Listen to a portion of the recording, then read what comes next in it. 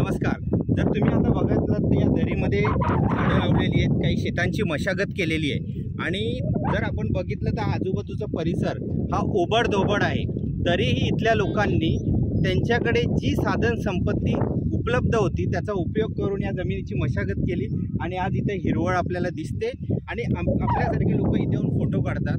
तर इथून याच्यातनं आपल्याला काय शिकायला मिळतं? तर आपल्याला हे शिकायला मिळतं की शहरामध्ये राहून जे आपले विद्यार्थी आहेत किंवा म्हणतात की माझ्याकडे हे नाही आहे, माझ्याकडे ते नाही आहे, माझं घर लहान आहे आणि मला अभ्यास होत नाही आहे, मग अशा वेळेस आपल्याला निसर्गाकडनं इथे राहणाऱ्या लोकांकडनं शिकायला मिळतं की कमी सुसंसाधने असतानासुद्धा आपण चांगल्या प्रकारे त्याचा वापर केला तर आपण दरीमध्ये वाळवंटामध्ये सुद्धा नंदनवन फुलवू शकतो। आणि विद्यार्थ्यांनी हा मेसेज या निसर्गाकडनं घ्यावा। सर्वांनाही इथून विनंती असेल की एकदा तरी तुम्ही आठवड्यातनं निसर्गात या, तिथून तुम्हाला खूप काही शिकायला।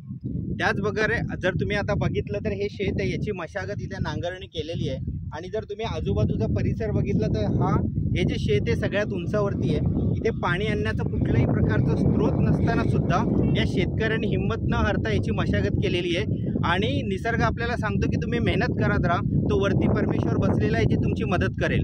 तर विद्यार्थ्यांनी सुद्धा या तुमच्याकडे जीवनामध्ये बऱ्याचशा समस्या येतील, अभ्यासात मन नाही लागणार किंवा बरेचसे प्रॉब्लेम येतील, तुम्ही तुमचं काम करत राहा, तुम्हाला मदत करण्यासाठी हा निसर्ग आणि परमेश्वरवर बसलेला आहे। धन्यवाद।